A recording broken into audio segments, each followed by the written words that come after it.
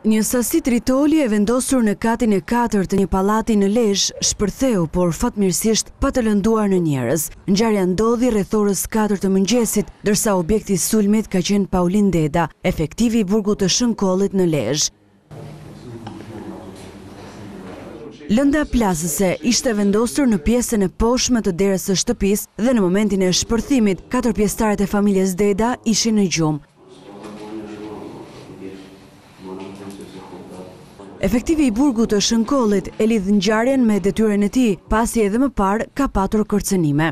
Pas gjëra të vogla kështu ti thosh po ta una punë, po nuk është puna që i kam marrë shumë serioze atë punë.